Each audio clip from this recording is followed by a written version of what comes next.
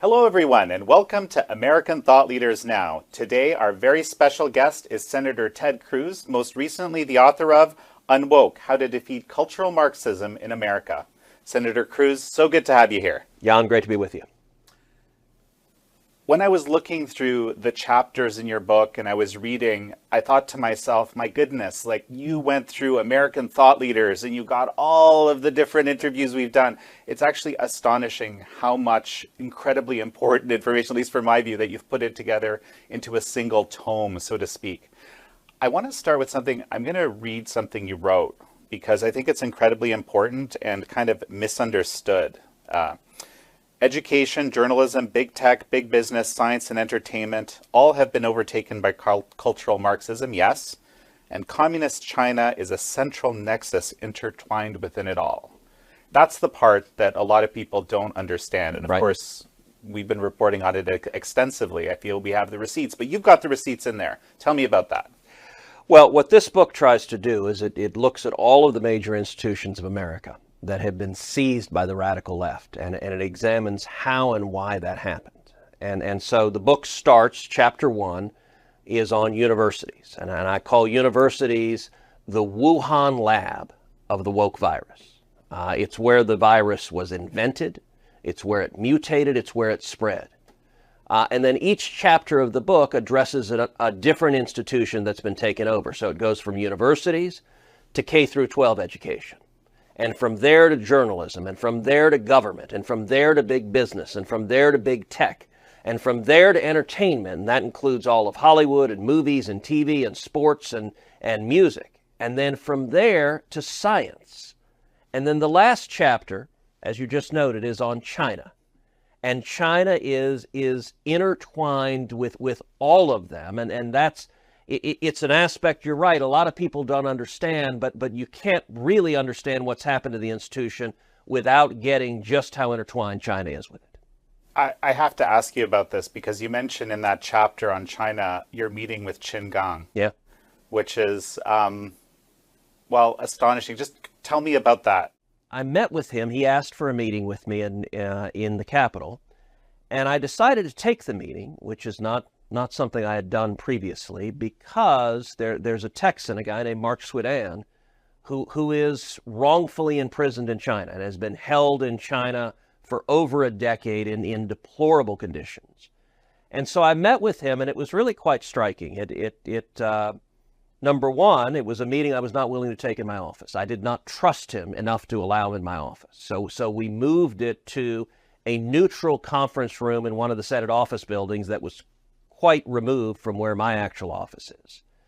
And in the course of the meeting, he began by reading all sorts of quotes I had made that were critical of China. And I think he expected me to somehow apologize or back up. And I don't think he expected what my response was, which was not only not to apologize, but say, every bit of that is wrong. Yes, you're murderers, you're torturers, you run the largest concentration camps on the face of the planet, and what you do is evil. His response, I have to say, was ominous. And that he responded with the concentration camps. He says, no. They're not concentration camps. These people, the Uyghurs, and there are over 1 million of them, they oppose our government, which means they're mentally ill. Only people with mental illness would oppose our government. And so we are treating them.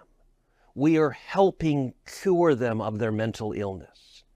And it reminded me of Hannah Arendt talking about the banality of evil. That he just, his heartbeat did not increase at all. He said it as calmly as you might say, reading an advertisement in the newspaper, just with no inflection, and he seemed to entirely believe it, that this was healthcare. And it is, I think China is the most significant geopolitical challenge that the United States faces for the next 100 years. And I've been saying that since I got to the Senate 11 years ago. When I got here 11 years ago, almost nobody agreed with me. all of the Democrats disagreed, and most of the Republicans disagreed. They all looked at China, and they just saw dollar signs as far as the eye could see. Well, the reason I took the meeting was to press the case of Mark Swidan and to call on China to release him. They still haven't done so. Now, I have authored a resolution condemning China for holding Mark Swidan. I passed it unanimously through the Senate. I passed it unanimously through the House. And yet China is perfectly content to be known as a corrupt and brutal dictatorship. I want to cover a few sort of things happening as we speak that are related and how China is involved. Because, and I just want to add also, you have this unique perspective of understanding Cuba very well. You know, just as I have the understanding of Poland and the founders of this company, Epoch Times, understanding China. So, well, and when your family has fled oppression and came seeking freedom, it makes it real and personal to you. 100%. 100%. You know, I'm thinking about, you know, these mass protests. Some people call them Free Palestine. Some of them are Hamas. And it's a mix of people who are, a lot of them are these woke leftists that you describe in a lot of people don't understand would it be that all these people are together yelling things like from the river to the sea. Right. But I think your book speaks to this. Well, that's exactly right. That the book on woke explains what's going on. And it begins by explaining what Marxism is, because that's a term that's used, but people don't necessarily understand it. Marxism was laid out initially by Karl Marx in the Communist Manifesto. And he argued that the world was fundamentally and irredeemably in conflict. And it was a conflict between oppressors and victims. And Marx viewed things on a socioeconomic axis. And so the oppressors he viewed as the owners of capital.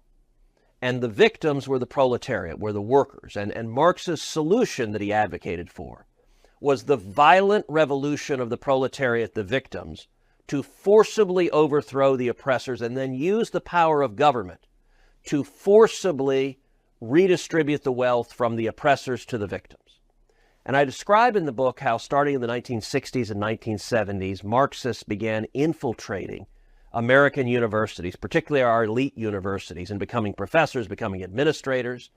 And when they were in the universities, that's when you began to see Marxism mutate. And one of the first mutations was critical race theory. Now, critical race theory uses the same Marxist prism of oppressor versus victim, except instead of a socioeconomic axis, it looked on race. And it said, America is irredeemably racist. There is a fundamental conflict between the race, and the solution that it advocated for was the violent overthrow by the victims to overthrow the oppressors. It then mutated to other axes, including gender, including sexual orientation, including gender identity. And, you know, a couple of weeks ago, I was talking with a very successful high-tech entrepreneur from Silicon Valley. And he's a man of the left. He's been a Democrat his whole life. And he was expressing really bewilderment at the rabid anti-Semitism that we're seeing on the left. Whether it's the squad that is viciously anti-Semitic in the House of Representatives, or whether it is these protests on university campuses all across America. And he was saying, where is this coming from? I don't understand. And I explained to him, I said, look, for the extreme left, Jews are coded as oppressors, and Palestinians are coded as victims. And once you understand that, you realize that for the cultural Marxist, they are rooting for the so-called victims to engage in the violent overthrow of the oppressors. And it is why you see the cultural Marxists celebrating Hamas atrocities. It's why you see things like at Harvard, my alma mater, 35 student groups signing an asinine, bigoted, ignorant statement that said every atrocity carried out by Hamas terrorists, every murder, every rape, every slaughter of children, is 100% the fault of Israel. That is the view of the cultural Marxists, and it infuses, it is why you're seeing Jewish students being harassed on campuses. And by the way, the campus is doing little or nothing to protect their Jewish students. I sent out on Twitter a video of a Jewish student at Harvard walking down the sidewalk and being surrounded by angry protesters threatening and yelling at him. And you know, as I said publicly, anyone who does this to another student should be expelled immediately.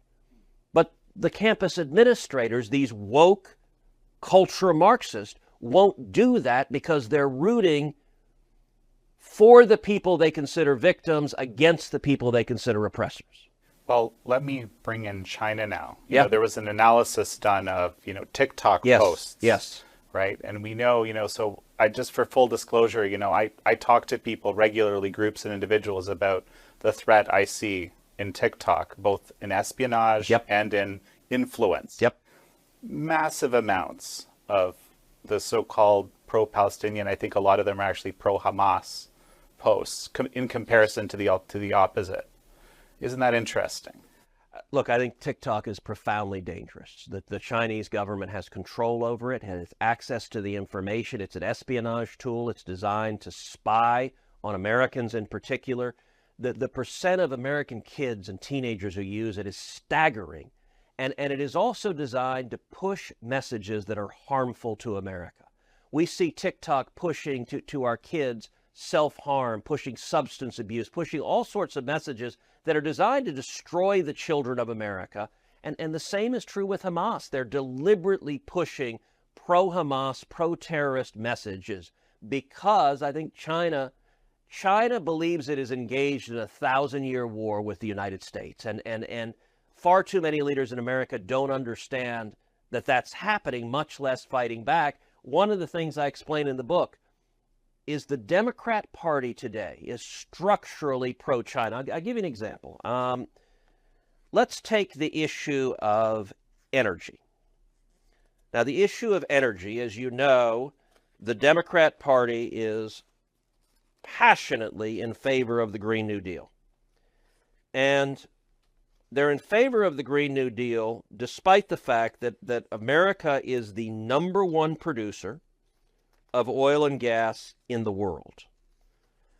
We produce roughly 20% of all the oil and gas in the world. We have been energy independent, producing oil and gas. Now, what do the Democrats and what does the corporate media push us to do? They push us to shift from oil and gas to wind and solar. Now, let me give you some of the stats that are in this book on oil and gas and wind and solar. China controls refining capacity for 73% of the world's cobalt, 40% of the copper, 59% of the lithium, 68% of the nickel, and 83% of the rare earth metals. Every one of those is necessary for wind and solar power. All right, how about finished products that the Democrats want to produce our domestic energy? China is responsible for 80% of global solar panels manufacturing, for 70% of global wind turbine manufacturing, and 77% of global lithium-ion battery manufacturing. So understand, the next time you see a Democrat, the next time you see someone in the corporate media pushing the Green New Deal, what they're saying is we should shift our entire economy and our energy source from an energy source where America is the dominant superpower to an energy source where China is the dominant superpower, and they will have a stranglehold over our economy and our national security. I don't know how you defend that on the merits. And yet that is orthodoxy, and you want to understand just how significant it is? Just yesterday in the Senate, we passed a resolution that would revoke the Biden administration's ability to purchase electric vehicles from China, even though they're manufactured with slave labor. And the Biden White House has already said they're going to veto that because they need to purchase from China, and it's undermining America.